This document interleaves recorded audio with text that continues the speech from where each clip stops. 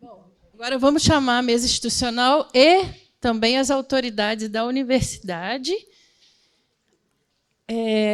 Acho que as decanas não estão presentes, né? Hã? Só o Ricardo, né? Só não, o nosso grande líder está presente. Mas eu falo, as decanas não estão, né? A gente convidou a reitoria, né? Estariam presentes as decanas de pesquisa e inovação e a decana de extensão. Mas, devido a esse final de ano, né, turbulento, com muitas atividades, não foi possível. Então, era a Renata Aquino, Janaína Soares. Eu vou chamar, então, o nosso vice-diretor da Faculdade de Arquitetura e Urbanismo, Ricardo Trevisan. Eu brinco que ele é o nosso grande líder. A gente é diferente, mas ele me escuta e sempre ajuda a fazer as coisas que eu preciso, né? Obrigado. E, por acaso, estudou no IAUSP, né? A deputada, né, a gente já teve o prazer de estar com ela aqui. Vamos ver aqui. A Mirna Kinderé Belmino Chaves, que é do Ministério das Cidades, né, que, no caso, né, ela trabalha política habitacional, né, quer dizer, ela foi da Federal da Bahia, trabalha com desenvolvimento urbano, é diretora do Departamento de Habitação Rural, né, enfim, e está no Ministério das Cidades, à frente do Minha Casa Minha Vida Rural, seria isso?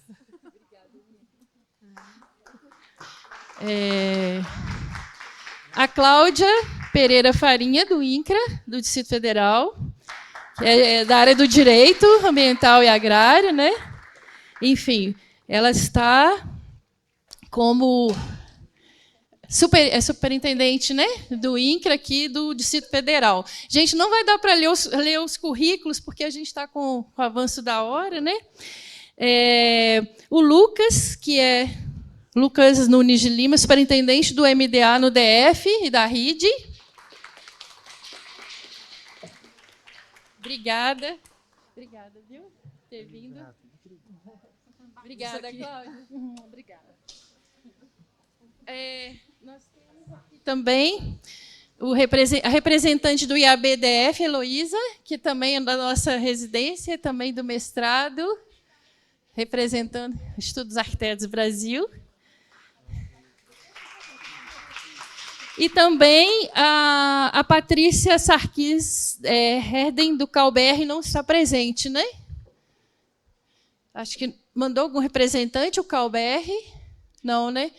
A gente agradece aí a parceria com o CalBR, que está fazendo toda a gravação do evento. Então, nós vamos ter como ter acesso a tudo que está sendo gravado aqui. Então, tem o Ricardo Reis Meiras, que é do CalDF, quer sentar aqui com a gente, por favor? É do Conselho de Arquitetura do Distrito Federal. Obrigada. Bom, então, vamos começar aqui por... Começamos pelo INCRA, o MDA, o Ministério das Cidades. Vocês escolhem. Então vamos lá. Vamos lá, Mirna. A gente agradece muito. A Mirna sempre nos escuta e tal. Ela tenta nos ajudar, mas às vezes não tem jeito. A gente tentando recurso, né, Mirna? Não foi possível, mas, enfim, vou passar para você. Bom dia, gente. É um prazer estar aqui. Só um minutinho. Desculpa. Então, o representante da Emater. Que bom.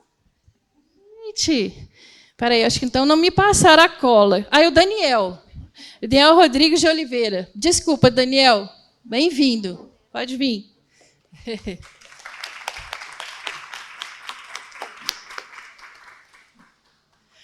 O Emater DF com assistência técnica. Tem que integrar, né? Assistência técnica. Obrigada, viu? Desculpa, Mina, vamos lá. Bom, bom dia, gente. É um prazer estar aqui com vocês essa manhã. Eu estive no colóquio em 2015, se não me engano. Não sei se foi o último que foi feito, se teve algum... 2015, né?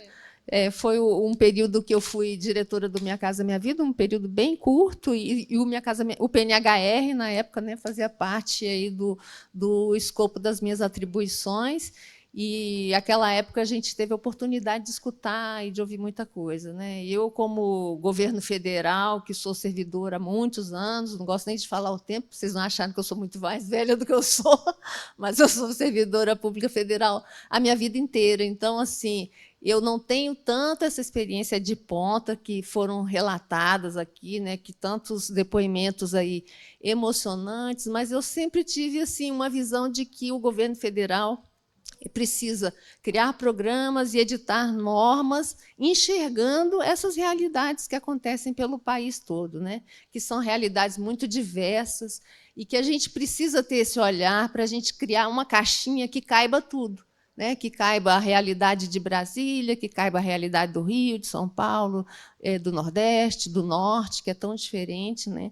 Então, em 2023, agora, me convidaram para fazer parte aí do escopo do Minha Casa Minha Vida novamente, e aí assumi o cargo de diretora do Departamento de Habitação Rural, que, embora o departamento tenha esse nome, a gente tem outros produtos do Minha Casa Minha Vida lá, sob gestão do departamento também, que é o Minha Casa Minha Vida Finis, para municípios pequenos, que essa coisa do rural meio que se confunde, né, no município pequeno. E aí a gente começou um processo de revisão bem robusto do programa. Né? O programa ficou aí 6 anos, sem novas contratações, praticamente. E nos primeiros períodos, né, de 2009, quando é o marco que foi a criação do Minha Casa Minha Vida, e o PNHR já nasceu junto com o programa, não foi uma coisa que entrou depois, assim, ele já nasceu com o programa Minha Casa Minha Vida. E, nesse período, aí, até 2015, foram 225 mil unidades contratadas, praticamente todas concluídas e entregues. A gente sempre, todo programa, a gente tem um resíduo.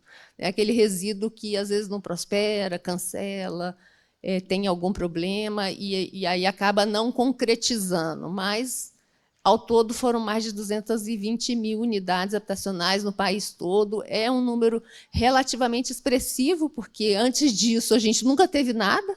Né? É um número que chama atenção. E aí, em 2023, a gente fez uma revisão muito grande do Minha Casa Minha Vida como um todo. Né? Nós editamos uma nova lei, e o Minha Casa Minha Vida Rural ficou até de uma forma mais expressa ao longo da lei toda, né, em relação a prioridades, a recursos. Então, a gente, nessa reestruturação, eu acho que foi favorável para o Minha Casa Minha Vida Rural, que ele era tratado um capítulo muito pequenininho da lei, né, muito simples, e a gente partiu para a revisão dos normativos. O primeiro passo, assim, em 2023, foi reconstituir o grupo que acompanhava o programa.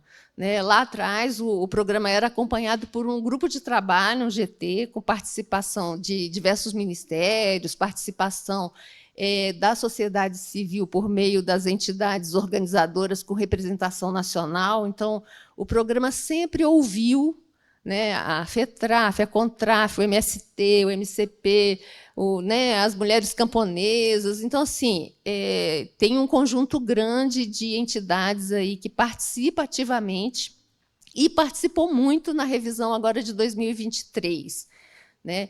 E como eu sempre falo, se a gente edita normativa, amanhã a gente já está querendo aprimorar alguma coisa. Né? E agora, em 2025, a gente já fez uma nova revisão, né? E a partir das críticas desse processo de retomada do programa, um processo que gerou a contratação de 50 mil unidades agora. Então, assim, foi uma meta robusta. Se a gente pensar que o programa, na vida dele inteira, contratou 220 mil, e agora, nessa nova retomada, já contratou mais 50 mil, né? É um número grande, é um número assim que tem uma expressão até do acúmulo assim de demanda reprimida que a gente teve aí nesse período de ausência da atuação do governo federal na produção habitacional.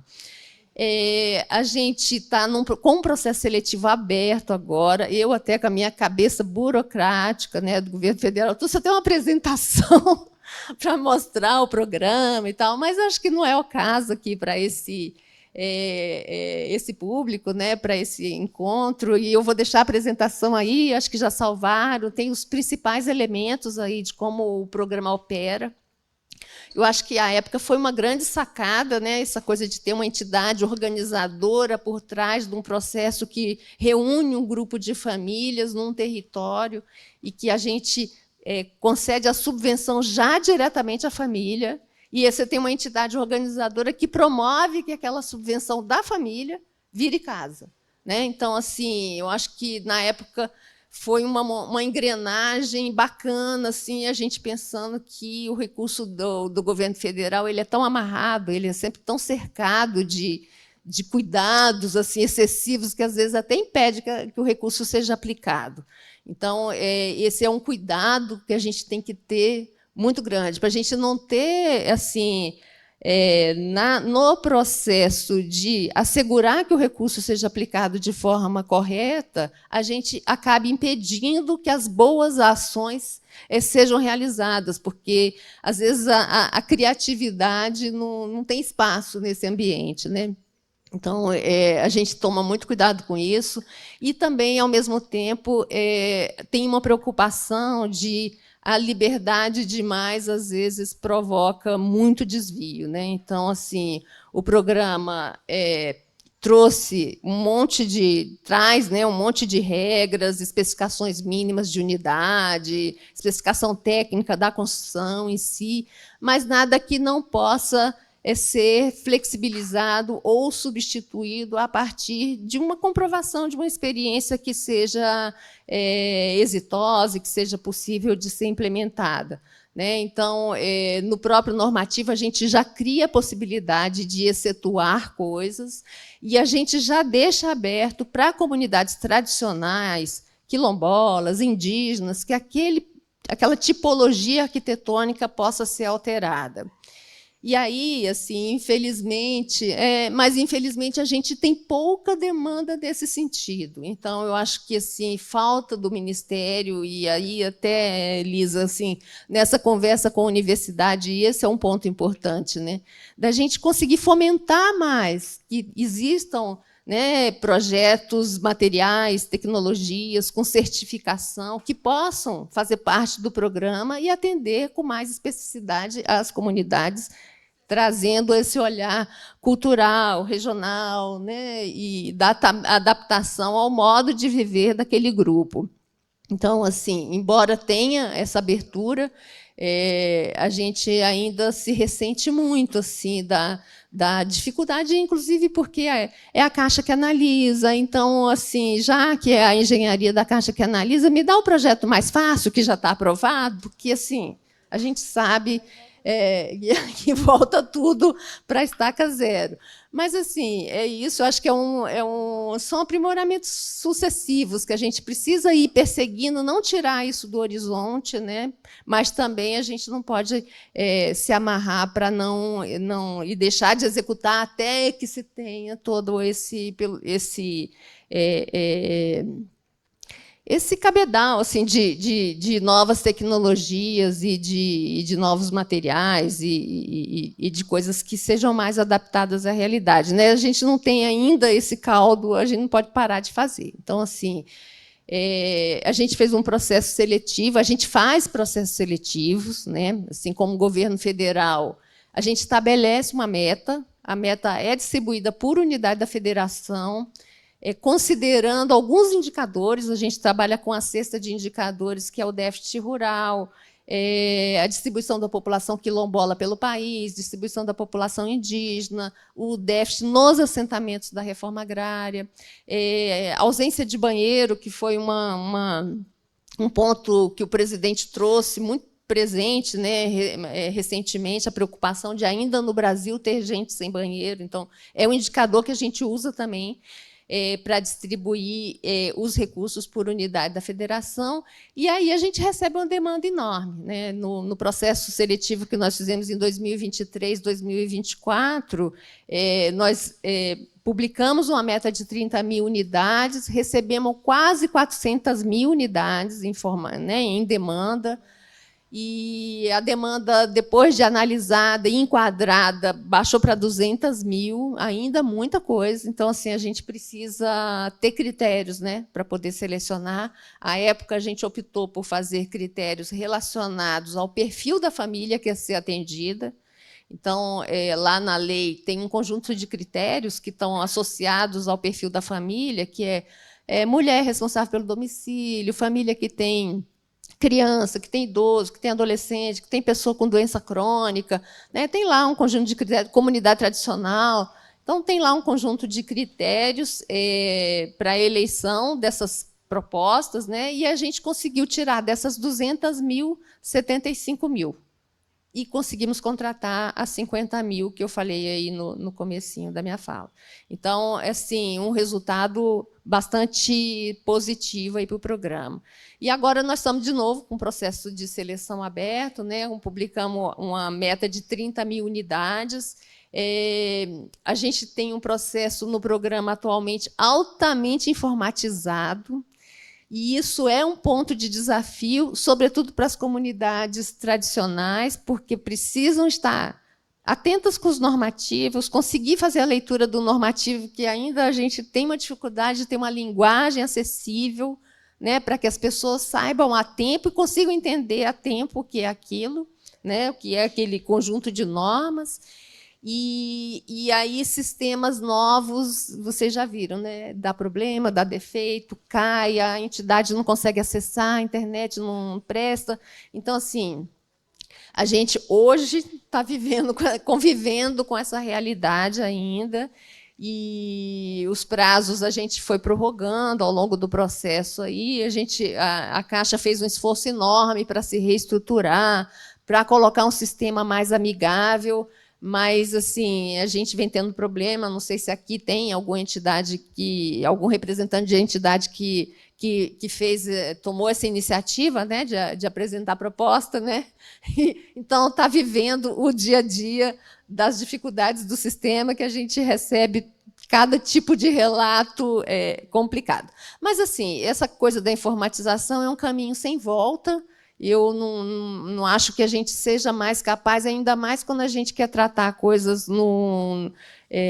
de forma mais universal, com uma meta mais robusta para o Brasil todo. Eu não vejo muito mais como voltar a um processo muito de balcão, no papel. Acho que tem um processo importante aí da informatização, mas aqui que a gente possa ter a convivência, né, dos dois sistemas até que o informatizado seja uma realidade mais acessível para todo o país.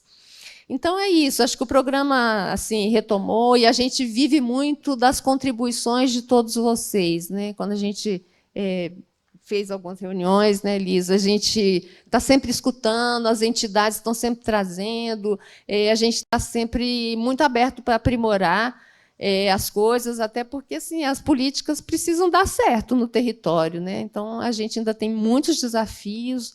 Acho que foi a professora Carla que falou da integração de políticas, né?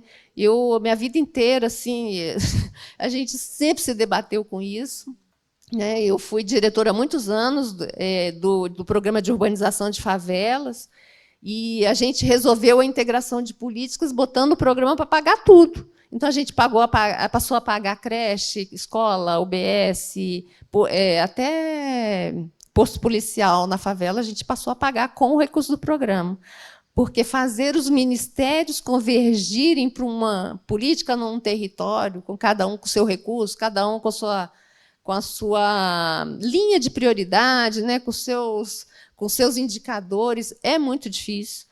Então, assim, o Minha Casa Minha Vida Rural, ele consegue hoje ter assistência técnica para a produção habitacional, ele consegue ter o trabalho social durante a produção habitacional, ele consegue remunerar os custos da entidade organizadora, ele consegue fazer a fossa e o sumidouro, então resolve a questão do esgoto, consegue fazer a cisterna para quem tem as condições ali de fazer a cisterna, mas assim, e a luz?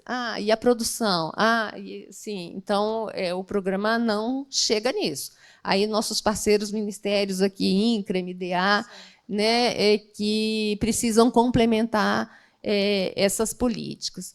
Então, é isso. Espero que a gente assim, consiga discutir ainda, aprofundar muito o programa. Eu acho que tem muito espaço ainda para a gente melhorar, né, nossas políticas e, se possível, até a gente conseguir avaliar, né, Lisa? Eu acho que a gente ainda tem uma dificuldade muito grande em fazer avaliação de impacto, a partir da entrega daquela unidade habitacional, a gente conseguir olhar para o caminho que aquela família vai conseguir percorrer depois dessa melhorada de condição de vida dela, né?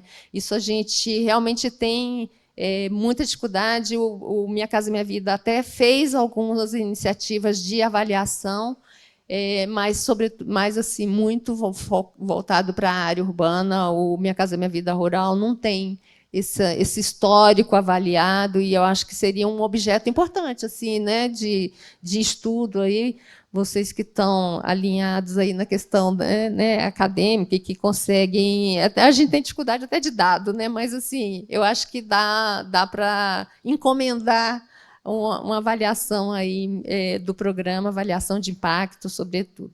Então, é isso, gente. Agradeço demais e faço votos que as discussões aqui gerem muito conhecimento para que todos nós possamos aproveitar. Tá bom? Obrigada. Olha, eu acho que deu pelo menos umas 500 perguntas para você. Né? Vamos deixar para o final, senão a gente... Mas, assim, você também, Mina, está convidada a participar da nossa plenária, porque eu acho que ali vão ter alguns encaminhamentos. Se você tiver disponível ou mandar alguém do Ministério das Cidades para vir, assim como o MDA, INCRA, tiver técnicos que possam vir na nossa plenária, que vai ocorrer na sexta-feira à tarde, eu acho que pode ser bem, né, bem produtivo, né? Tipo uma... Né? Então, eu vou passar agora para o Ministério do Desenvolvimento Agrário, porque a gente estava com o Ministério das Cidades, que é uma das questões que a gente discute, é justamente por que o Minha Casa Minha Vida Rural está tão exprimido lá dentro do Ministério das Cidades, né? Sendo que tem outros ministérios que poderiam estar junto, que é o MDA, o Ministério de Igualdade Racial, o Ministério... Né? Então, assim... eu penso a mesma coisa na universidade, né? Se a gente, por exemplo, quiser tratar o rural na universidade, ou quilombolas e povos indígenas, a gente não tem no currículo formal dentro da universidade. A gente consegue tratar fora do currículo do ensino, né? A gente está na pesquisa e na extensão, mas no currículo formal a gente não tem disciplinas que tratam do rural dentro das faculdades de arquitetura. Isso é um grande problema. Nós estamos com a nova, assim, que foi falado aqui, da Federal de Goiás, que vai ser inédito, né? Eu falo desde a graduação. Nós temos a residência como exemplo, mas assim, é um problema o rural ser exprimido, né, e não ter como a gente trabalhar mais isso, né? Então vamos lá, Luca. Bom dia, pessoal. É uma alegria enorme estar presente aqui com vocês no colóquio. Eu que estou acompanhando a UNB desde o dia que eu fui nomeado superintendente do MDA, né? E, inclusive, eu estava até falando aqui com a Claudinha. A gente tem a política do crédito de instalação do INCRA, né? Então a gente tem que soltar mais recursos lá no INCRA para a gente conseguir avançar com as questões da habitação rural, né? E aí eu quero cumprimentar toda a mesa e agradecer, Elisa, pelo convite. A gente que é grandes parceiros, a gente vem construindo grandes pautas aqui. Ao INCRA, né, no nome da Cláudia Farinha, que é a minha parceira. Acho que quando alguém vê os meus stories da Claudinha, acho que de 10, 11 eu apareço com ela, porque a gente está trabalhando bastante para desenvolver e levar as políticas do governo Lula, né? Agradecer ao UNB por sempre ser essa parceira aqui no nome do Ricardo. O Ministério das Cidades, como é nosso governo federal, né? A gente trabalhando para levar as políticas, né? E aqui é a Heloísa Moura. Prazer, Heloísa. Então, pessoal, para quem não me conhece, eu sou o Lucas Nunes, eu estou como superintendente do Ministério do Desenvolvimento Agrário, né, um jovem com 30 anos, né, para a gente conseguir dar um gás maior para levar as políticas públicas do MDA e do governo federal para o agricultor e para a agricultora familiar, né? MDA é esse que volta agora no governo Lula de 2023, né? Porque em 2016, assim que teve o golpe, o MDA foi um dos primeiros ministérios a serem extintos, né? Foi reduzido a uma secretaria lá dentro do mapa, veio o governo do Bolsonaro e diminuiu cada vez mais o recurso, e aí a gente fez essa força e trabalhamos e conseguimos eleger o presidente Lula, e ele volta com esse olhar pro Ministério de Desenvolvimento Agrário, com esse olhar para agricultor e para o agricultor familiar, né? Então eu vou falar de algumas políticas aqui, pessoal, que eu quero que vocês me ajudem a difundir ela nos territórios também, porque eu e a Cláudia, tem vezes que a gente vai nos assentamentos, a gente sabe que o pessoal não está sabendo das políticas públicas ainda do MDA, né? Nem mesmo as do INCRA também. Então, para a gente difundir todas essas informações. Então vamos lá pela primeira, né, que é a CAF, o Cadastro do Agricultor Familiar, né, que era a antiga DAP, a Declaração de Aptidão ao PRONAF, né? Então eu falo que ele é a porta de entrada para o agricultor familiar acessar as mais de 20 políticas públicas que estão dentro do MDA, as políticas públicas estaduais e distritais e as municipais, né? Então, sem o CAF, hoje o agricultor familiar ele não é enxergado pelo Ministério como realmente o agricultor familiar, porque ele não consegue acessar as políticas públicas do Ministério, né? E aqui a gente tem a Emater, né? Que é uma das grandes parceiras aqui no Distrito Federal, que é uma das grandes emissoras de CAF aqui no DF, e o INCRA também, né? São emissores de CAF, mas em cada estado, em cada município, tem os seus emissores de CAF, né? Que muitas vezes são as ATER públicas, que podem emitir o CAF, os sindicatos, né? Podem emitir a CAF, e no caso de não ter um sindicato ou a Emater não estar tão articulada dentro do município, a gente também pode habilitar a prefeitura para fazer a emissão do CAF. Para isso, para o agricultor ter esse cadastro e ele poder acessar as várias políticas públicas que eu vou falar aqui agora, né? Então, sem o CAF, você não pode acessar nada que eu vou falar aqui para frente. E aí, no início desse ano, o presidente Lula, junto com o nosso ministro Paulo Teixeira, lançou a portaria do Desenrola Rural, né? Que o PRONAF tem 30 anos. No mesmo ano que eu nasci, o PRONAF estava sendo criado. O PRONAF é o programa de fortalecimento da agricultura familiar, né? E a gente sabe que o agricultor ele pegou o crédito e não conseguiu honrar o crédito, porque ele estava investindo muitas vezes em cerca, isso não dava o retorno para ele. E o ministro Paulo Teixeira, presidente Lula, lançou essa nova portaria onde o agricultor familiar ele pode renegociar suas dívidas com até 96% de desconto nos casos dos créditos do INCRA e até 80% no caso dos créditos do PRONAF e do crédito fundiário, né? Então, trazendo por exemplo, o agricultor que tem uma dívida de 10 mil, ele vai pagar 2 mil, né? E aí o nosso ministro fez uma grande articulação para quem acessasse o Desenrola Rural não ficasse na prisão perpétua. O que é aquela prisão perpétua? Quando você renegocia com o banco, né, e renegocia pagando menos, o banco falou, opa, isso aí não vai operar mais não. Então o ministro fez essa bela articulação com a Câmara e aprovou esse decreto que você tira da prisão perpétua. Então hoje quem acessar o Desenrola Rural, ele vai já poder acessar um novo crédito. Porque é isso, o ministro viu que os agricultores estavam com essa questão de dívida e a gente precisava incentivar cada vez mais na agricultura familiar. E dentro disso, a gente tem o Plano Safra da Agricultura Familiar, né, que é a melhor, depois do Bolsa Família, eu digo que é a melhor política do nosso governo, que é o PRONAF, né, dentro do Plano Safra da Agricultura Familiar, que é o Programa de Investimento na Agricultura Familiar. Então, o Plano Safra ele tem várias linhas, né? E aí eu quero trazer duas bastante especiais aqui, que é a que eu mais gosto, que é a que realmente muda a vida da agricultor, né, Claudinha? Que é o Pronaf-A, o Pronaf-A que ele é voltado para o assentado da reforma agrária, para os povos tradicionais e quilombolas e para os beneficiários do crédito fundiário. Olha como é que é esse crédito do governo federal. O agricultor pode pegar até 50 mil reais. Até 50 mil reais na operação. A taxa de juros que ele vai pagar é uma taxa de juros de 0,5% anual. 0,5% anual, pessoal. Ele tem uma carência de 3 anos para começar a pagar. Então, se ele pegou hoje, ele vai começar a pagar só em 2028. Ele tem 7 anos para pagar. Então vai praticamente 10 anos, né? Só por isso já ficaria bom. Mas se ele pagar na data certa, ele tem um rebate de 40% de desconto. Então na parcela anual ele tem um 40% de rebate de desconto. Então, trazendo para um exemplo, um agricultor familiar ele pega 50 mil e paga 30. Aí essa é uma política que eu gosto de falar, que é uma política do governo Lula, do governo federal, que tem esse incentivo para a agricultura familiar. Então, a gente colocando um recurso dentro da agricultura familiar, a gente sabe que a gente vai desenvolver cada vez mais a produção deles.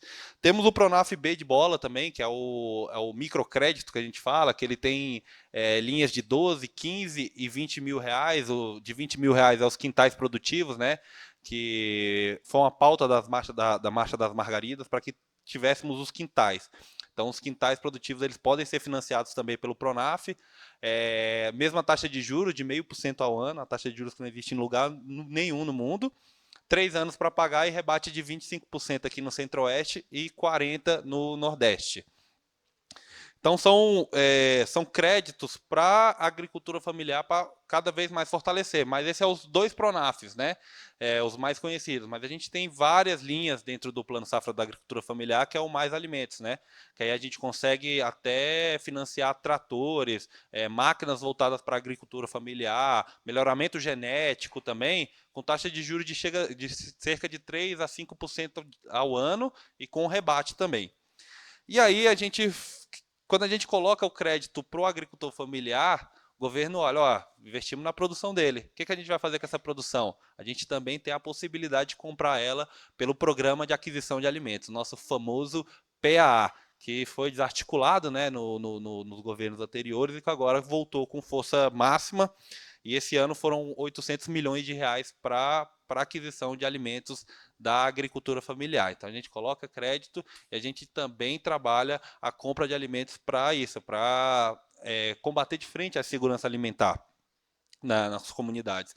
E aí aqui está o meu amigo Vanderlei, que é do nosso projeto que a gente apoiou da agricultura urbana e periurbana, onde a gente vai colocar as hortas comunitárias agora aqui no Distrito Federal para entregar por via do PAA, que a gente está incentivando essa produção das hortas comunitárias, a gente vai colocar elas também para entregar dentro do PAA. E aí o PAA eu gosto de falar para o pessoal que ele é meio que uma escolinha, então é o agricultor familiar se preparando com um calendário de entregas para, quem sabe, futuramente a cooperativa ou a associação deles entregar num PNAE, no Programa Nacional da Alimentação Escolar, né? Que aí é um recurso maior, é uma programação maior e o agricultor familiar tem que ter essa vivência dentro do PAA. A gente tem o selo da agricultura familiar também, né? Então a gente coloca o CAF, investe no crédito, compra os alimentos, mas a gente sabe que o agricultor familiar não pode só depender também dos mercados públicos, né? Então a gente tem que incentivar os mercados privados do agricultor para ele conseguir escoar a produção dele.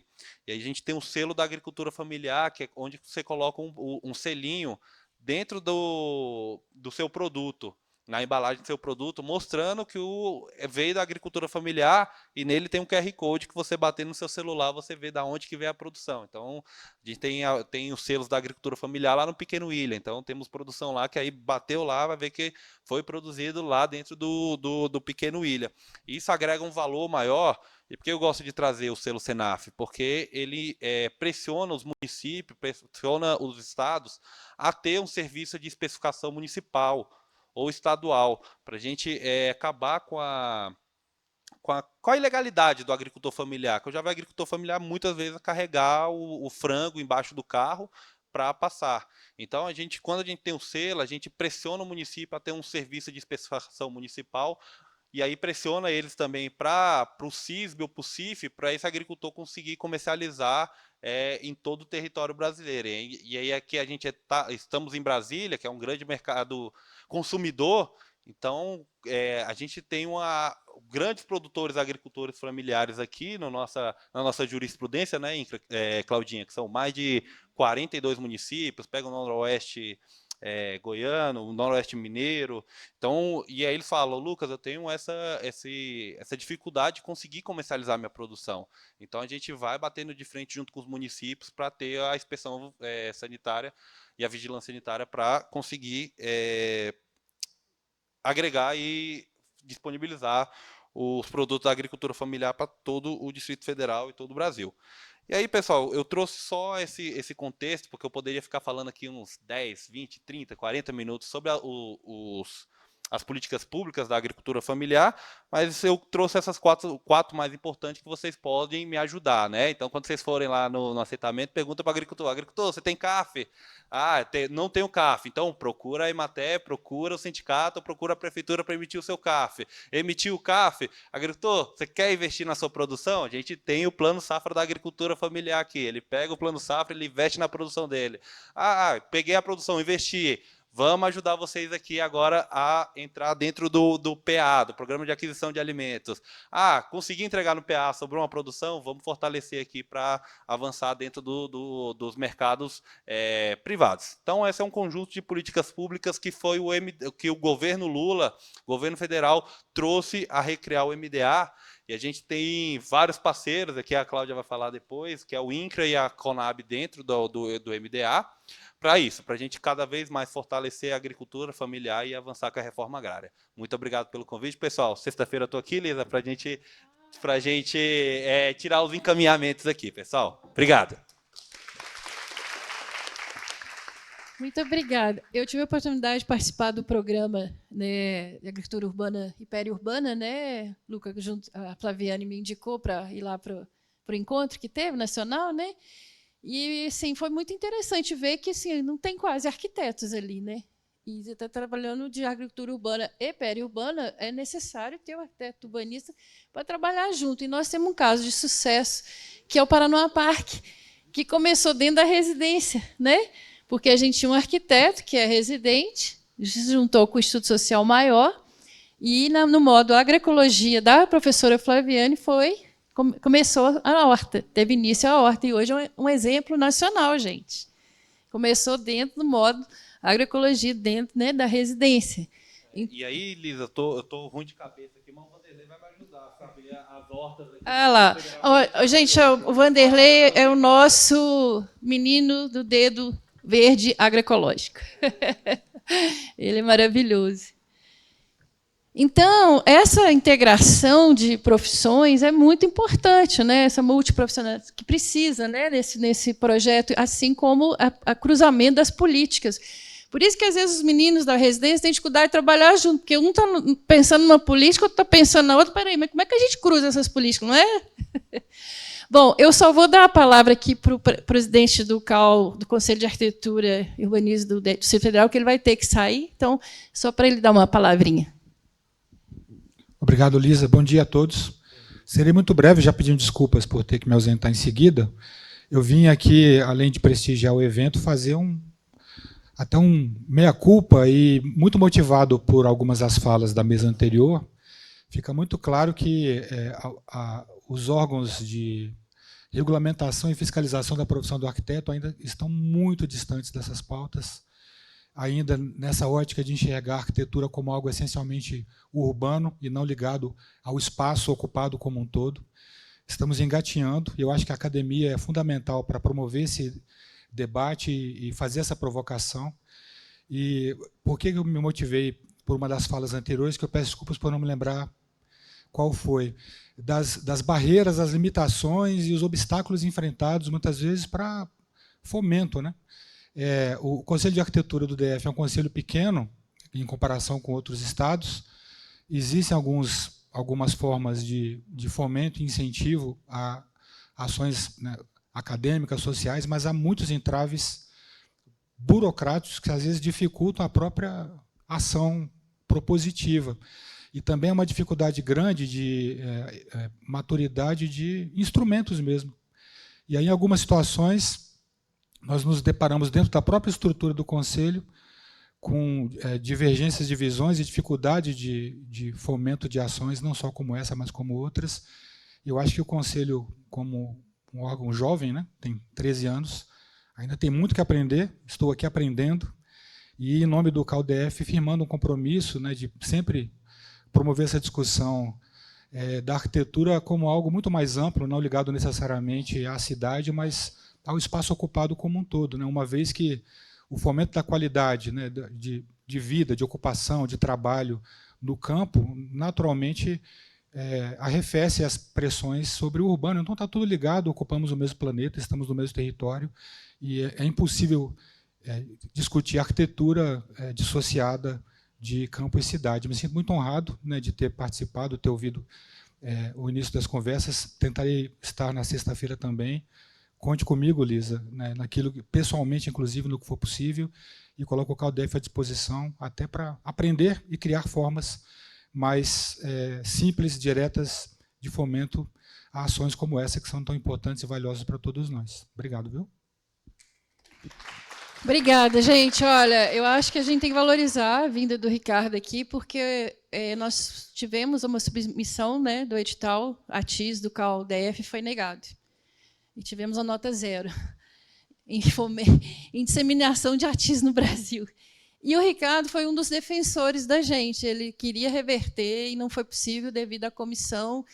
Então, eu fico até assim, emocionada de você ter vindo, sabe, Ricardo? Porque isso mostra que dá para mexer, né? Que foi um erro, foi um equívoco, né? E o fato de você vir aqui meio que pedindo desculpa, a gente aceita as suas desculpas, mas a gente vai cobrar, então.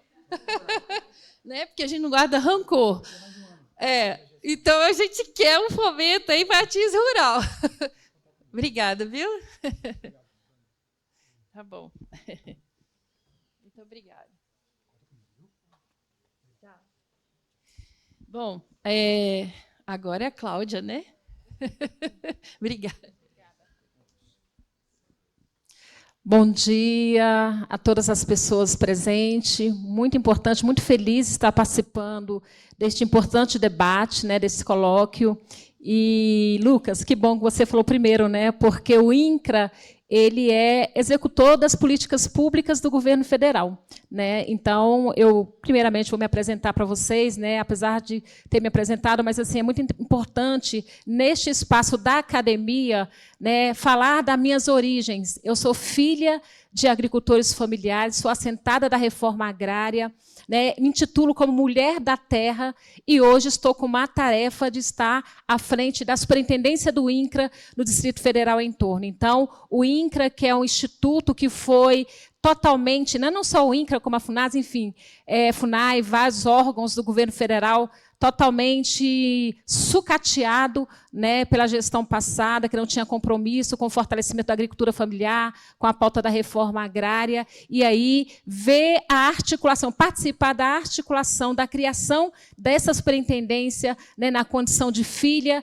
de assentados da reforma agrária, de agricultores familiares, né, dirigente sindical, e hoje está nessa missão, né, tão árdua, que é uma missão árdua hoje, depois de todos os processos de desarticulação das políticas públicas, está hoje participando na condição de gestora pública do INCRA, que atua aqui no Distrito Federal, como bem disse o Lucas, né, no entorno de Brasília e no Noroeste Mineiro. Então, é um desafio enorme, né, Lucas? E é isso mesmo, a gente consegue avançar com as políticas públicas, porque hoje a gente tem um governo comprometido com o fortalecimento da agricultura familiar, com a pauta da reforma agrária, com os quilombolas. Então, muito importante esse espaço da academia para a gente conversar, ouvir, né, fazer o diálogo tão necessário. Dizer que a articulação da universidade proporciona, né, essa reflexão sobre o quão é importante, né, esse espaço para que a gente possa fortalecer de fato e para que essas políticas públicas cheguem de fato, né, para o agricultor e a agricultura familiar. E neste processo, né, de reconstrução das políticas públicas, com a recriação do MDA, com a estruturação do INCRA, né, a partir do concurso nacional unificado, a gente teve mais servidores, possibilidade, né, de reconstruir, e é um passo gigantesco, né? Então, depois de 10 anos sem servidores públicos no INCRA, né, muito daqueles servidores que foram aposentados, então a dificuldade foi enorme e a falta de condições. Eu fiz até um apanhado aqui de informações, mas também vou conversar aqui com vocês e às vezes reportar aqui nas minhas anotações.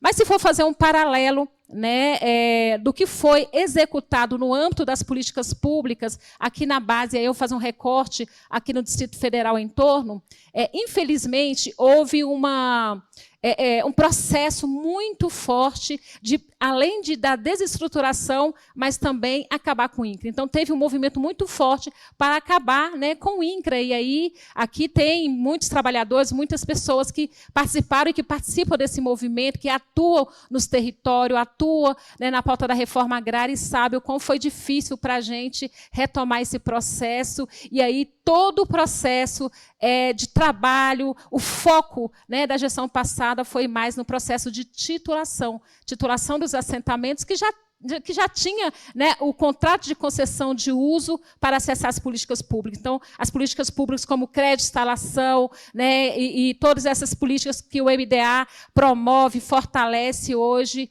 dificilmente a gente tinha esse esvaziamento no território. E, para além disso, a desarticulação e a criminalização dos movimentos sociais, né? Então, assim, foi muito difícil. Eu acho muito importante, comecei a minha fala me apresentando, porque eu fui fruto dessa articulação, né, dos movimentos sociais aqui do MST, da CONTAG, da CONTRAF, da FETRAF, dos sindicatos trabalhadores rurais, do MATR, enfim, de diversos movimentos sociais que se organizaram e disseram assim, desta vez nós vamos colocar à frente, né, desse importante órgão alguém que tem conhecimento, que sabe o que é viver debaixo de uma lona preta. Então, foi a partir dessa articulação e organização dos movimentos sociais que compõem o campo agrário unitário aqui no Distrito Federal, né, que a gente hoje tem essa possibilidade real, né, de promover, de voltar a fazer a reforma agrária acontecer. Lógico que tem muitos processos, mas a exemplo da estagnação aqui no Distrito Federal, né, e de o INCRA conseguir criar, e eu sei que muitos de vocês sabem e já foram nesses territórios aqui do Distrito Federal, que foi a criação do assentamento Canaã, a criação do assentamento Chapadinha, a criação, né, do assentamento Terra Prometida, a criação do assentamento, né, Antônio Júlio Nogueira na Fazenda Salve. Então, a gente tem outros, né, como Oscar Niemeyer, o El Shaddai Sete Mulheres, Pepe Mujica. Então, são políticas da reforma agrária, são assentamentos criados depois de muitos anos sem acontecer a reforma agrária. E quem esteve na luta e sabe e acompanhou como foi a criação da superintendência sabe que nós fizemos reforma agrária aqui no governo Cristóvão Buarque. Depois disso, a gente teve a estagnação. Para não falar aqui do Distrito Federal, né, que também nos governos petistas, foi no governo Agnello, que nós criamos, foi criado assentamento, inclusive sou uma assentada da reforma agrária em Ceilândia, a partir deste processo, né, da criação dos assentamentos aqui no Distrito Federal, que tem o reconhecimento do INCRA para a efetivação das políticas públicas do governo federal, né, para que esses trabalhadores e essas trabalhadoras possam acessar o apoio inicial, o fomento mulher, né, o fomento jovem, porque é isso que também a gente discute muito, que é trabalhar a sucessão do rural no campo. Né, os nossos assentamentos eles estão ficando envelhecidos, e a partir dessa articulação importante dos movimentos sociais, né, dos parceiros da reforma agrária, o presidente Lula criou o programa Fomento Jovem, que é para também esses jovens de assentados e assentadas poder acessar o crédito, né, Fomento Jovem de R$8.000. E, para além disso, outra política tão importante e necessária, e que também teve um desmonte, né, que neste governo a gente teve que recriar, foi a divisão, né, que é a diretoria da pauta quilombola, né, que oportunizou hoje o território Calunga está acessando pela primeira vez o crédito instalação pelo INCRA. A primeira vez, né, que o território Calunga, o maior território, recebendo crédito de instalação, né, do governo federal. E tem muito mais, né, para além desses 180 créditos iniciais, a gente tem mais de 600 projetos qualificados pelas entidades organizadoras. Então, é um processo árduo de reconstrução, né, e todo esse processo de articulação do INCRA em promover a reforma agrária, em regularizar os territórios, né, quilombolas, em fortalecer essa política, ela só é possível porque a gente tem, né, esse compromisso do governo federal para que as políticas públicas possam chegar de fato. E aí é importante, sim, eu sempre costumo dizer, sabe, professora, é importante, sim, o crédito, né, o crédito definitivo. Todos assentados e assentadas, quem não foi no assentamento e ouviu, eu quero ter o meu título definitivo, significa segurança jurídica. Mas, para além de receber o título definitivo, precisa acessar as políticas públicas do governo federal. E o que aconteceu no passado foi a inversão.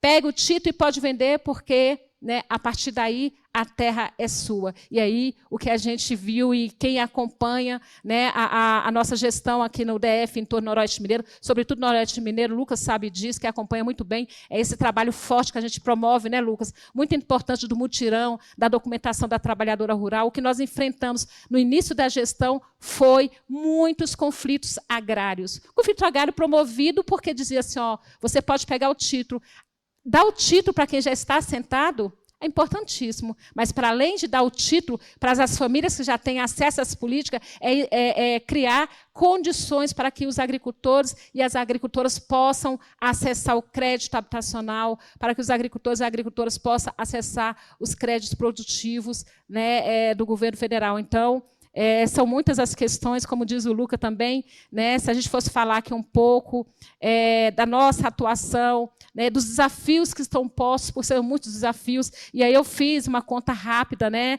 da gestão passada, dos últimos 4 anos, o que nós fizemos em 2 anos e 11 meses foi 86%, né, a mais, que alcançou mais famílias do que o governo passado fez em 4 anos. Então, é lamentável, né? A gente hoje, é por isso que eu falo da importância desse colóquio, né? Da gente fazer essa reflexão. Adoraria estar aqui na sexta-feira, não sei se eu consigo, mas eu acho que é importante também, porque, assim como a gente está aqui falando, a gente também gostaria de muito de ouvir vocês, porque é quem tem experiência lá na ponta, quem vive, quem está na lida, quem está acompanhando o agricultor e a agricultora familiar, e é muito importante a gente fazer essa reflexão juntos, porque sem a parceria da universidade, se não for a parceria dos movimentos sociais, né, dificilmente a gente conseguiria, né, alcançar esses números exitosos. Então, eu quero deixar aqui o meu abraço afetuoso, dizer que a Superintendência do INCRA tem um desafio enorme, como disse, né, de atuar aqui no Distrito Federal, de atuar no entorno de Brasília e no Noroeste Mineiro, mas nós conseguimos e estamos trabalhando diuturnamente. Eu sempre falo isso. A minha equipe fala diuturnamente, é a palavra-chave da Cláudia. Mas é isso mesmo, não tem hora para trabalhar, porque a gente quer correr contra o tempo. E foram muitos anos de sucateamento, né, de desvalorização dos serviços públicos, dos agricultores e agricultoras familiares, e o INCRA voltou forte, a MDA voltou forte, o governo federal voltou a olhar com um olhar cuidadoso para as pessoas que mais necessitam. Então, um forte abraço, muito obrigada, e estou aqui à disposição para dialogar com vocês. Cláudia, o que a gente mais espera é uma renovação do INCRA. Eu acho que os professores todos que estão aqui presentes, né, compartilham. Porque, como você relatou, o que foi feito aí, anos, né, difíceis, né? E uma das questões que a gente vem discutindo na residência e que a gente está nos territórios é justamente isso que a gente passou nos últimos anos, né? E hoje, né? Então, por exemplo, no caso do Renascer Palmares, que o Lucas estava presente numa reunião que a gente fez, né, Lucas? Então, a nossa preocupação é justamente com os camponeses que estão lá há 17 anos. O que fazer com aqueles que estão mais velhos? Porque, se for a criação do assentamento, eles vão ter prioridade, né? É isso que a gente espera, sabe, Cláudia? Assim, porque aquelas pessoas que estão ali lutando há tantos anos, pode, aliás, deve falar. É porque eu não trouxe o Renascer Palmares, né? Eu trouxe que a gente está em processo de criação. Eu, Shaddai e 7 mulheres, talvez vocês ouviram falar. O Pepe Mujica, em Braslândia, o Oscar Niemeyer e o Renascer Palmares. Exatamente isso, professora. E a angústia daquelas famílias, não sei se tem alguém aqui do Renascer Palmares, e a angústia daquelas famílias, né, que a partir a partir da normatização, da mudança da normatização, né, os beneficiários, as pessoas que almejam hoje participar da reforma agrária, precisa participar do edital de chamamento público. Acho que é o maior anseio, o maior medo dessas famílias. Mas essas famílias que estão ocupando há 17 anos, 20 anos, elas são prioridades. Aconteceu no Chapadinha, cadê? Tem alguém a renascer? Aconteceu no Chapadinha, nenhum agricultor que morava lá há 20 anos ficaram de fora do chamamento público. Canaã, quem está aqui, quem conhece o assentamento Canaã, a mesma coisa. Nós sofremos no Canaã. Nós sofremos, né? O INCRA sofreu, olha, as famílias ficaram de fora, ficou fora do edital, tem todo um processo, e ninguém, nós fizemos uma festa linda recentemente, entregamos o CCU para aquelas famílias e foi comemorado.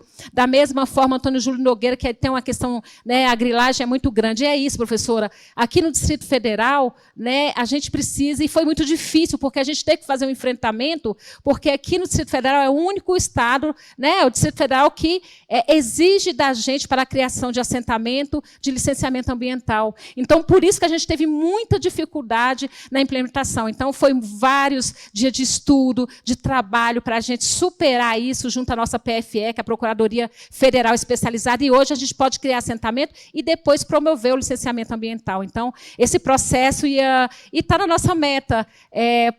Eu falo, não vou afirmar a data aqui, mas está na nossa meta a criação do assentamento. Os nossos técnicos já estão estudando, né, aquele território, e tão logo a gente vai estar comemorando com aquelas famílias que, ora, com medo, né, e aí o governo está acabando, como é que vai ser para a gente? A gente vai ser, de fato, receber o CCU, vão receber, de fato, o CCU. Então, esse trabalho é árduo. E, para além daqui do Distrito Federal, também a gente tem o território, né, que é o acampamento Dom Tomás Balduino, em Formosa, que também está aguardando, e a gente está no processo de criação. A gente tem uma área no Noroeste Mineiro, que é da Codevasf, que também, em Brasilândia, que está em processo de criação. Ou seja, voltamos a criar assentamento, gente. O desafio é enorme, não tinha, estava paralisado, né? Então, voltamos a criar assentamentos, e aqui no Distrito Federal quero dar um destaque muito importante para a Emater, Daniel, viu? Muito importante a parceria da Emater, porque os assentamentos do Distrito Federal, eles são reconhecidos pelo INCRA para a efetivação das políticas públicas, para receber os apoios do crédito de instalação. E se não fosse essa parceria com a Emater, que faz um trabalho brilhante aqui,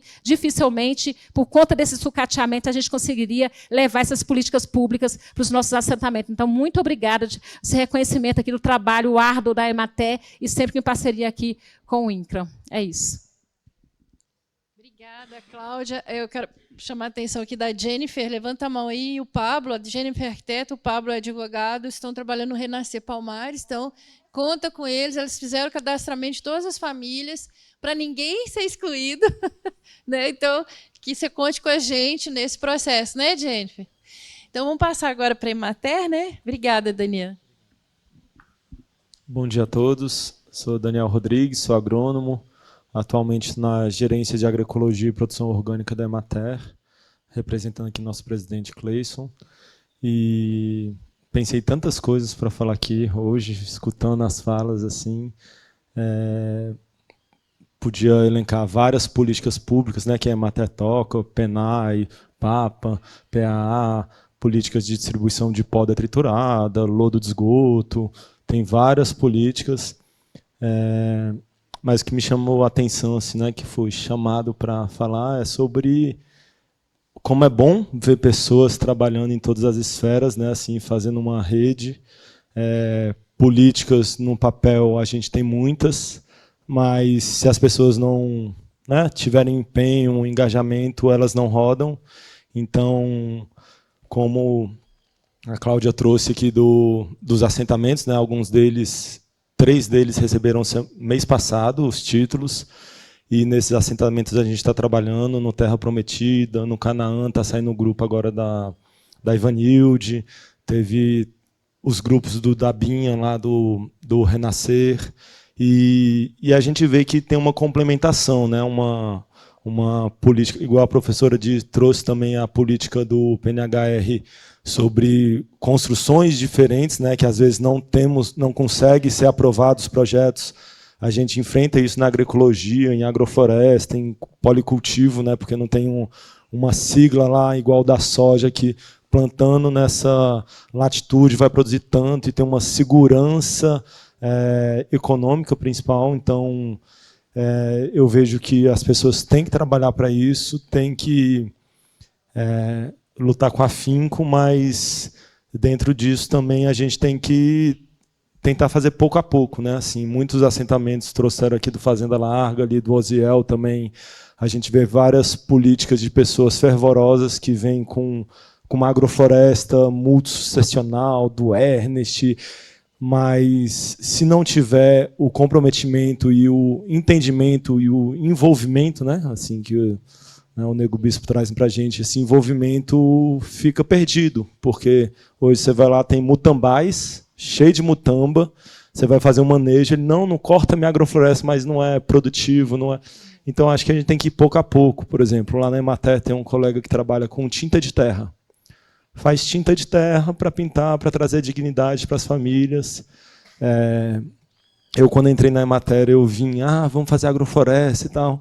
Mas o agricultor leva 300 caixas de berinjela por semana para o Ceasa. Segunda e quinta-feira, sai meia-noite, no dia anterior, para vender. Então, é uma realidade tão distante que, às vezes, a gente colocar um plantio, um SPDH, que é um plantio, sistema de plantio direto de hortaliças, que você mantém a cobertura morta ou viva, faz a roçagem ao invés de manter a terra limpa. É um pequeno passo que daqui, se ele quiser virar uma agrofloresta, daqui 20 anos ele vai ter um engajamento, um entendimento e vai chegar lá, né? Porque acho que esse caminho do meio é importante. Então, quando se pensa em arquitetura no campo, eu acho que tem que chamar o tiozinho, que é o construtor da cerca, chamar o seu João, que faz a casa, ver como ele faz, empoderar ele, né? Porque tem um processo muito de academia sabe, você não sabe, mas eles que vivem, né? Que a gente tem muito pouco calo na mão, muitos aqui não sabem usar uma régua, uma mira de um pedreiro, né? Assim, então trazer para eles o que eles fazem, como que a gente pode desburocratizar. Temos aí o Pronaf A, B, mas como que ele está rodando? O banco está rodando, né? Porque a maioria do plano safra, não sei se vocês sabem, o governo paga a diferença do juros comercial para o juros subsidiado. Então, o dinheiro é do banco. Quem empresta é o banco. Então, as regras, quem fazem é o banco. Então, quanto que a gente está rodando de Pronaf aqui no DF? Pronaf Agroecologia, o juros é 0,5%, rebate 20%, mas não sai um. Por quê? Porque o dinheiro é do banco, e o banco não vai emprestar o dinheiro dele, mesmo que o governo subsidie os juros, o montante é do banco. Então, todos nós, enquanto agentes públicos, temos que ver onde o calo está apertando para quem a gente atende e aí agir nesse lugar, né? Porque não adianta eu falar que as polícias, mas está rodando. A pessoa que precisa colher, precisa combater as pragas e doenças, precisa vender, não sabe por quanto que vende, não sabe se vai chover, ele consegue no banco assinar um GovBR de um documento. É uma burocracia tão grande que é muito distante, é muito romântico a gente vir aqui e falar, não, é só acessar isso. Então, a gente voltar e ter essa empatia de se colocar no lugar do agricultor e falar, não, vamos lá. Por exemplo, uma vez eu trabalhava no Jardim, que é 7 quilômetros de Minas, aqui no DF, ali perto do PADEF, 20 quilômetros depois do PADEF. E aí um agricultor precisava assinar um documento na secretaria. Tinha que rodar 95 quilômetros, na época eram 17 de chão ainda. O agricultor precisa assinar o documento tal. Não, eu sou um órgão público, eu estou aqui com o agricultor, eu queria escanear, confere com o original, que a lei permite, a lei já está aí. Né? A lei ambiental no Brasil era ótima, né? Assim, referência para vários países, está sendo... Enfim. E é isso, é a gente colocar essa empatia para os agricultores, para quem a gente atende, né, assim, não precisa construir... colocar essa empatia para o agricultor e tentar ver como que a gente destrava esses processos, né? Assim, que é uma coisa muito complexa e a gente tem que voltar mesmo para isso, ver como que a gente pode atuar de forma pouco a pouco para melhorar naquele momento. porque a agroecologia é feita do ambiente, mas das pessoas, da gente valorizar, da gente também ter essa mudança. Né? Quem aqui comeu hoje frutos do cerrado? Quem aqui comeu uma coisa vinda... Né? Porque a gente aqui ainda tem uma condição muito privilegiada que eu posso escolher. Mas os ultraprocessados estão aí pagando 3 vezes menos imposto. Então, quem está lá embaixo, assim, embaixo, digo, na pirâmide social, ele não está escolhendo. É o que sobra, é uma escravidão moderna. Então, como que a gente consegue mudar isso? Porque nós, enquanto governos, temos esse papel. Né? A professora trouxe muito bem que a gente tem um papel de gratidão e de servir, porque a gente recebeu tanto. Né? Então, meu papel aqui, enquanto recebo um salário, é isso. É não só olhar para o que eu tenho que fazer, mas o para além disso. Né? Então, acho que todo mundo aqui tem que, cada um do seu jeito, cada um sabe onde aperta o calo para si, mas é um esforço, e sempre vai ser um esforço. Estar vivo é um esforço, né? É um esforço. E ainda mais lutar pelos outros, para ser, né, através do exemplo, a gente reforma milhares. Então, esse esforço, pelo menos a mim, é o que me move em termos de buscar me melhorar enquanto ser humano, mas fazer nosso papel. Né? Então, eu acho que a gente, aqui dentro desse colóquio, vai discutir tantas coisas dessas, é trazer assim, e o agricultor? Por que ele não está fazendo assim, ou por que ele está fazendo desse jeito? Porque eu acho que a maioria dos agricultores, quase, se não todos, ninguém quer usar um veneno, um agrotóxico, porque ele gosta. Eu quero contaminar as pessoas, É porque vem um pacote, a monoculturização das ideias, do social, de tudo que a gente vê aí, né? Essa erosão cultural que a gente vê, uma coisa que falou-se pouco aqui, mas falou das políticas para os jovens, né? O fomento jovem, mas isso daqui, para mim, é uma das coisas que mais está tendo essa erosão. O jovem, a gente não vê o jovem querendo ficar no campo, porque é árduo, o cara tem que levantar todo dia, e ainda tem alguns padrões que a gente não muda. Por exemplo, o leite, a vaca ser ordenhada 4 da manhã, é porque antigamente passava um caminhão do leite que tinha que pegar e não tinha resfriamento.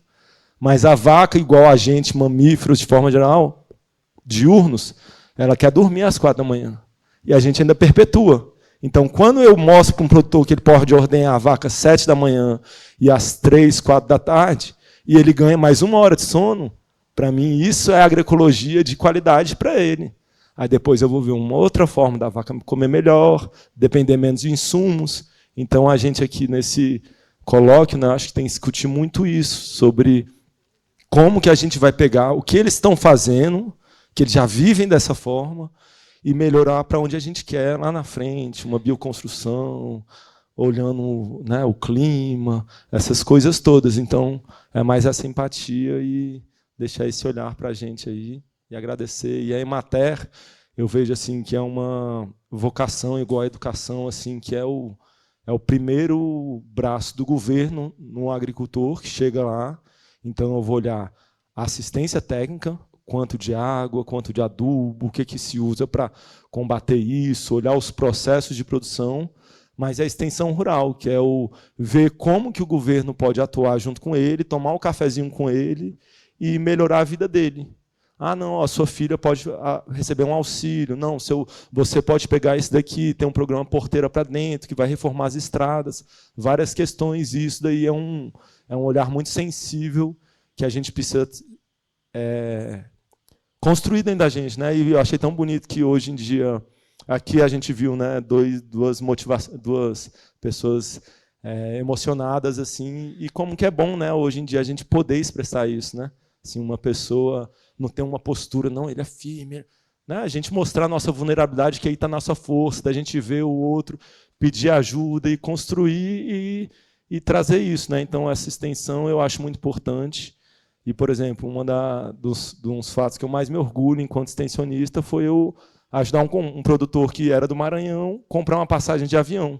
Ele ia de ônibus para a casa dele. Eu falei, não, compra uma... A gente olhou, ele comprou uma passagem. A primeira vez que ele viajou de avião, foi visitar a família, uma experiência, e isso é extensão. Então, foi uma coisa pontual, mas eu olhar alguma coisa que ele não está vendo que ele precisa, porque muitas vezes é isso. A maioria das coisas que a gente precisa, a gente não está vendo. Né? A gente está achando que a gente precisa de um telefone melhor, postar a imagem no jantar bonito, né? Mas o afeto, as coisas ancestrais, né, que nos preenche mesmo e e nos dá esse propósito é o que a gente tem que despertar, né? Acho que a minha fala era mais motivacional, assim. Obrigado, gente. Obrigada, preciso trabalhar com ele, né, gente? Pessoal da agroecologia, né? E lembrando que a professora Mádia falou, Cláudia e Luca, o assentamento Pequeno Ilha, que a gente está há muitos anos lá, que o Acácio, né, ele foi da nossa residência, ele foi me orientando, eles foram me orientando 2 vezes, no Reabilita, depois na residência. A gente aprende muito com eles. E aí, o assentamento Pequeno Ilha não tem um licenciamento ambiental, e o cerrado está intacto. E em volta está tudo desmatado. Então, assim, é uma injustiça ambiental. A gente já escreveu sobre isso, já escrevi artigo com a Cássio, está tudo publicado, e continua. Então, assim, que é isso? Que país é esse? Né? E volta naquilo que a Mádia colocou no começo. O órgão ambiental contra os camponeses, entendeu? Assim, tem que ter essa... Até hoje acontece isso, né? Enfim, né? Olha, eu vou ter que correr aqui. A Heloísa, que é nossa representante também do Instituto dos Arquitetos do Brasil, porque também foi da Residência 1, trabalhou no Pequeno Ilha, né? Ricardo, eu vou deixar você por último, que aí você fecha a faculdade de arquitetura. Coitado. Então, vai lá, Heloísa. Bom dia, gente. Mas vocês devem estar cansados. Não vou falar que eu vou ser breve. Não vou prometer, não, mas eu vou tentar sim, tá? Bem, meu nome é Heloísa, estou aqui representando o IAB-DF, né, que é o Instituto de Arquitetos do Brasil, Departamento do Distrito Federal. E gostaria de, né, cumprimentar toda a mesa, agradecer o convite e a todos que trabalharam para esse evento acontecer, né, galera? Porque foi puxado, foi difícil. Mas deu certo, aqui estamos. E me sinto muito emocionada em estar nesse momento aqui, como IAB e como ex-aluna e atual aluna. Me formei na UNB, numa época em que nem se ouvia falar em ATIS, não existia isso, né? A professora Cris foi minha primeira professora, ela não vai me deixar mentir, que a gente formou sabendo fazer aeroporto, biblioteca, universidade, mas nem banheiro, então a gente não sabia fazer. E ter esse movimento na universidade hoje é muito emocionante, sabe, Lisa? Você foi um grande presente que a gente recebeu. Não estaria aqui se não fosse isso. Bem, queria ressaltar, né, a importância que o IAB tem como um papel histórico e contínuo na defesa da ATIS. Né, o IAB é uma entidade centenária que luta em defesa dos arquitetos, da promoção da boa arquitetura e de boas políticas públicas. E se hoje a gente tem um estatuto da cidade, se hoje a gente tem uma lei de ATIS, foi porque tinha alguém do IAB batendo cabeça e discutindo e trabalhando nos colóquios e seminários, né, enfim, em busca dessas políticas públicas. Então, queria, né, deixar aqui registrada essa importância. E que, Liz, infelizmente, essa gestão a gente não conseguiu dar tanto apoio, porque, bem, é uma instituição sem fins lucrativos, de trabalho voluntário, então, muitas vezes, a gente tem pouco braço e sempre a gente não tem de recurso financeiro. Mas, se for para bater na porta de um deputado, brigar por uma coisa ou outra, a gente consegue estar junto. E deixar também disponível como um compromisso da próxima gestão, porque agora a gente está trocando de gestão, de que a gente está disponível para trabalhar a partir, né, das próximas ações junto com a universidade, seja na capacitação e no fomento da ATIS, né, seja nessa briga pelas políticas públicas, por questões curriculares, né, a gente está à disposição. E só para complementar as falas, que eu acho que já foi falado bastante coisa, falas muito emocionantes, sempre me emociono com a Sol falando, e com o Marcondes também, é sempre, nossa, tira a gente do chão. Mas eu queria fazer uma fala dentro da questão do Estatuto das Cidades, do Ministério das Cidades, que nesses poucos anos estudando as áreas rurais, o que a gente vê é que tem muita política legal, bacana, de crédito, a questão da reforma agrária, mas a gente ainda falta outras coisas. A gente falta o acesso ao direito à cidade, que o Estatuto joga isso para o município simplesmente fala assim, isso aqui é do INCRA.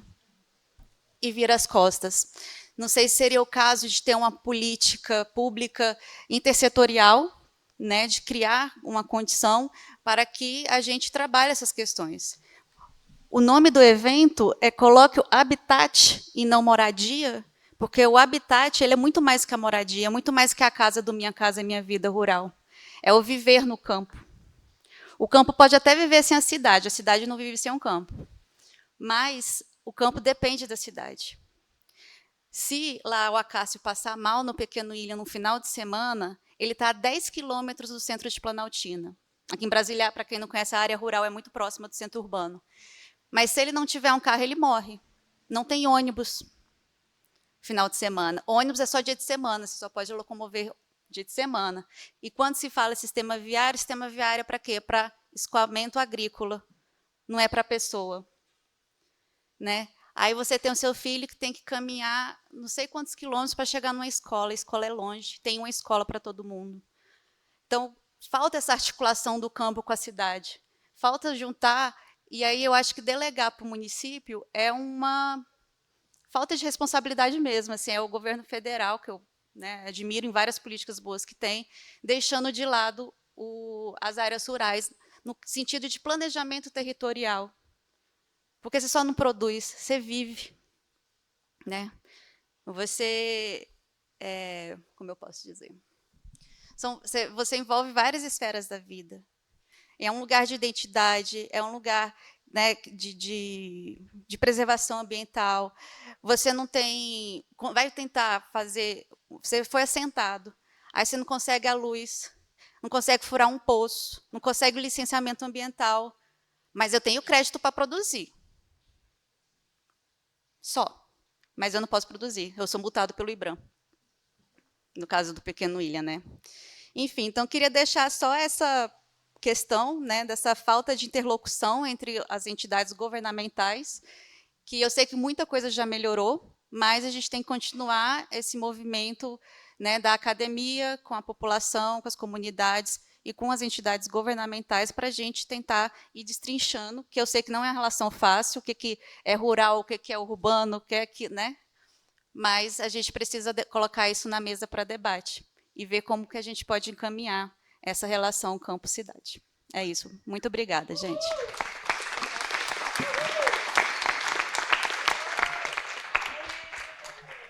Muito bom. É o contínuo rural urbano, que não se separa, né? O Ricardo, nosso vice-diretor, por favor, fazer meio que um fechamento. Não, agora eu tenho 1 hora. Eu fiquei sentado aqui, vou falar 1 hora. É que vocês não conhecem uma pessoa que tem fome, como ela fica nervosa e língua afiada. Gente, sejam bem-vindas, bem-vindos, bem-vindos à Universidade de Brasília. Eu falo aqui como representante, acho que não tem mais ninguém aqui que representa a UNB, então, no meu cargo colocado aqui, em nome meu, do Caio, que é o nosso diretor, ele está fora do país. Então, fui convidado pela nossa querida Lisa, pelo Rodolfo, a fazer essa fala de abertura em nome da Universidade de Brasília. Então, sejam muito bem-vindos à Faculdade de Arquitetura e Urbanismo. Ainda não estamos nela, vamos se deslocar até ela. E é muito feliz assim poder receber vocês aqui após 10 anos, e num momento muito particular, porque nesse between, nesse meio, a gente não poderia ter essa mesa, porque a gente não dialogaria com o governo.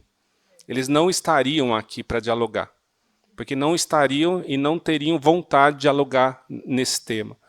Então é importante retomar, mas é importante a gente também, nesses momentos obscuros, a gente também agir. A gente está ali presente, a gente costurar e não perder a força. Então, primeiro, acho que a primeira fala era nesse sentido de resgatar a força desse evento, que não sumiu, que se constituiu, estava ali um pouco paralisado, mas aqui está presente novamente. E Lisa, eu não sou um grande líder, eu apenas sou um articulador entre o sonho e a realidade. Então, viu, Amádia, eu estou aqui como um interlocutor, só que possibilita, e fico muito feliz da nossa gestão, a gente ter essa pluralidade com que a FAO tem se constituído. Dá honra e dá um orgulho assim, de estar nessa faculdade nesse momento, passando o obscurantismo que a gente passou, porque a gente também viveu com o obscurantismo na direção da FAO na gestão passada, e ver quanta FAO está se abrindo agora e se diversificando e se tornando diversa. Então, é muito rico isso. Dito isso, e claro, notório a importância desse evento, parabenizar as professoras Lisa, Vânia, Cristiane, que têm tocado esse tema, sim, dentro da faculdade, assim como outros professores têm agregado esse tema cada vez mais e destacado a importância, não só pela extensão, mas de trazer a sociedade para dentro da discussão da faculdade. E isso foi possível graças ao, eu acredito muito, ao Reúne. O Reúne modificou o nosso perfil e modificou, sobretudo, o perfil dos nossos alunos, que não são mais da Asa Sul, Asa Norte, Lago Sul, Lago Norte, é do entorno. E a gente, enquanto professor, a gente teve que aprender com esses alunos, a ensinar e aprender com esses alunos. Então, assim, é uma modificação que vem nos últimos 15 anos acontecendo, e isso tem assim, sido notório assim, no perfil e na forma da gente ensinar esses alunos.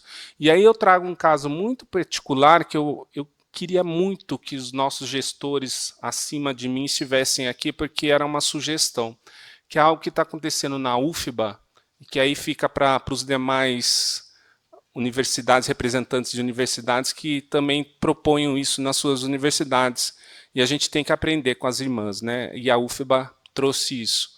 É um notório saber, é levar para dentro de sala de aula a mãe de santo, o mestre de obra, o líder de comunidade. Eles têm edital para contratar essas pessoas, não precisa ter diploma, não precisa ter mestrado, não precisa ter doutorado, para estar dentro de sala de aula a ensinar os alunos. E isso na UFBA tem acontecido e a gente já tem isso como exemplo. Então é algo que eu quero insistir aqui na UNB para que aconteça, para que de fato esses saberes que são muito sensíveis estejam na sala de aula com o nosso saber técnico e que a gente aprenda mutuamente, os alunos muito mais que a gente.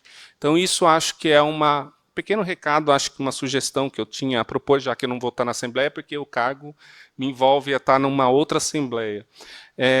E, por fim, deixar esse recado, e é um convite já, porque esse evento da Lisa, eu acho que está trilhando um pouco daquilo que a gente espera para o próximo Enampur, que é o principal encontro nacional de planejamento urbano regional, que vai acontecer aqui em Brasília em 2027. A gente já está trilhando esse percurso, construindo um tema coletivo, ampliando a comissão de participantes, investigadores para todo o Centro-Oeste, e aos líderes comunitários. A Lisa já sabe, vai ter uma mesa especial, vai ter discussão do rural, vai ter discussão que a gente quer ampliar para muito além do plano essa questão e colocar esses agentes e saberes dentro do planejamento urbano regional. Então, fica aqui o convite, mas fica o convite também ao governo e aos órgãos competentes que nos auxiliem no patrocínio, porque a gente sabe muito bem, quando a gente está na universidade, a labuta que é fazer um evento sem dinheiro, sem patrocínio. Aqui, se não fosse a Érica Cocai, esse evento não ocorreria.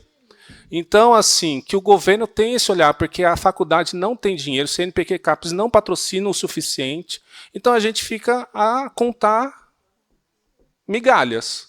Então, assim, apoia o governo é super assim, prestativo nas suas ações, etc., mas a gente precisa de apoio. A gente precisa, e principalmente dos conselhos de profissão. O CAL, gente, para mim, eu já passou da época, assim, eu já não conto mais com o CAL para nada. Eu falo abertamente, eu acho que para mim não serve para nada mais. Eu não pago mais o CAL porque ele não me representa, ele não me representa. Se eu fosse da Casa Cor, talvez, mas eu não sou da Casa Cor. Então, assim, a gente precisa desse apoio, é um recado de quem está com fome e que precisa almoçar. Mas fica aí, a gente vai passar o chapéuzinho, porque o INCRA, o MDA, o Ministério das Cidades, todos os órgãos estão relacionados ao planejamento urbano regional e a gente vai chamar vocês a participarem, Caixa Econômica, IPEA, IBGE, a gente vai chamar vocês a participarem, mas a gente quer apoio para que esse evento ocorra aqui numa universidade pública e aberta a todos. Muito obrigado, gente. Sejam bem-vindas, bem-vindos.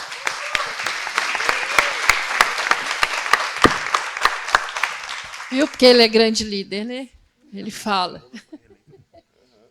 Gente, então a gente termina aqui, atrasou um pouco, né? Mas sempre atrasa, né? Mas foi muito importante, né? Então a gente quer convidar todos para continuar aqui com a gente. À tarde vai ter a conferência de abertura, né?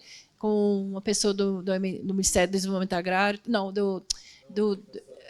a professora Camila, né? E também do MST. O Marco Barato não vai poder vir, ele teve que viajar, aí vai mandar o Cabilo no lugar dele.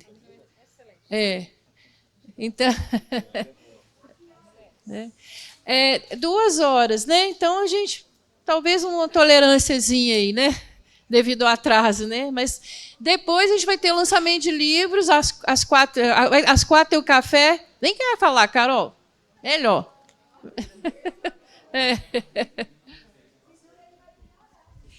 Pessoal, agora a gente vai parar para o intervalo do café. Às 14h nós voltamos aqui para o auditório, né? Vai ter uma pequena tolerância por conta do atraso, até às 4h para a conferência de abertura.